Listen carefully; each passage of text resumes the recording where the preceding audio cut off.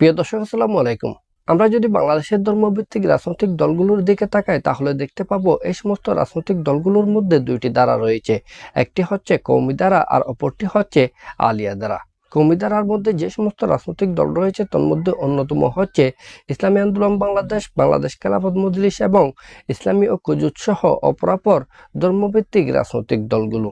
আবার আলিয়া ধারার মধ্যে যে রাজনৈতিক দলগুলো রয়েছে তার মধ্যে অন্যতম হচ্ছে Bangladesh supreme party, BSP, Bangladesh ইসলামী ফ্রন্ট, জাকের পার্টি সহ অপরাপর ছোট বড় রাজনৈতিক দলগুলো।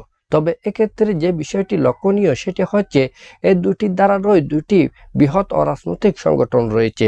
একটি হচ্ছে হেফাজতে ইসলাম বাংলাদেশ আর অপরটি হচ্ছে আহলে সুন্নাত ওয়াল জামাত। আমরা যদি গণঅভ্যুত্থান পূর্ববর্তী সময়টুকুকে বিবেচনায় নিই তাহলে দেখতে পাবো বাংলাদেশের কওমি গণনার রাজনৈতিক দলগুলো বিএনপির সাথে সখ্যতা বজায় রেখে সামনের দিকে এগিয়ে চলেছিল। আবার আলিয়া গণনার রাজনৈতিক দলগুলোর বেশিরভাগই আওয়ামী লীগের সাথে সখ্যতা ছিল। উদাহরণ হিসেবে আমরা বলতে পারি জমিয়তে উলামায়ে ইসলাম বাংলাদেশ, ইসলামী ঐক্য জোট সহ অপরাপর রাজনৈতিক দলগুলো যেমনইভাবে বিএনপির সাথে জোটবদ্ধ ছিল, আবার অন্যদিকে আলিয়া গণনার রাজনৈতিক দলগুলোর মধ্যে বাংলাদেশ তরিকত ফেডারেশন সহ অপরাপর রাজনৈতিক দলগুলো আওয়ামী লীগের সাথে সখ্যতা বজায় রেখে সামনের দিকে পথ চলেছিল। তবে এক্ষেত্রে ব্যতিক্রম হচ্ছে দুটি বৃহৎ অরাজনৈতিক সংগঠন হেফাজতে ইসলাম বাংলাদেশ এবং আহলে সুন্নাত ওয়াল জামাত। হেফাজতে ইসলাম বাংলাদেশ যেমনইভাবে নিজেদের পথ চলাতে স্বতন্ত্র অবস্থান বজায় রেখেছিল, তেমনইভাবে আহলে সুন্নাত ওয়াল জামাতও নিজেদের স্বতন্ত্র অবস্থান ধরে রেখেছিল।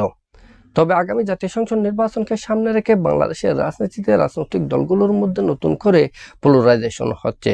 একদিকে বিএনপি অপরাপর উদারপন্থা রাজনৈতিক দলগুলোকে ঐক্যবদ্ধ করার জন্য যেমনইভাবে চেষ্টা করছে, তেমনইভাবে ধর্মভিত্তিক রাজনৈতিক দলগুলো ঐক্যবদ্ধ হয়ে বাংলাদেশের রাজনীতিতে নতুন চমক দেখানোর জন্য চেষ্টা করছে। তাই স্বভাবতই প্রশ্ন চলে আসে, হেফাজতে ইসলাম বাংলাদেশ এবং আহলে সুন্নাত ওয়াল জামাত এই অরাজনৈতিক সংগঠন দুটি যেহেতু বাংলাদেশের রাজনীতিতে প্রেসার গ্রুপ হিসেবে কাজ করে, এই অরাজনৈতিক সংগঠন দুটি কোন দিকে যাচ্ছে?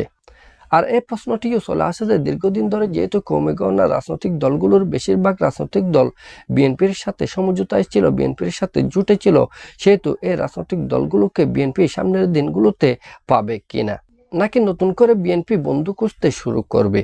সে সাথে এই প্রশ্নটিও চলে আসে যে হেফাজতে ইসলাম বাংলাদেশ নাকি আহলে সুন্নাত ওয়াল জামাত বিএনপির বন্ধু হবে?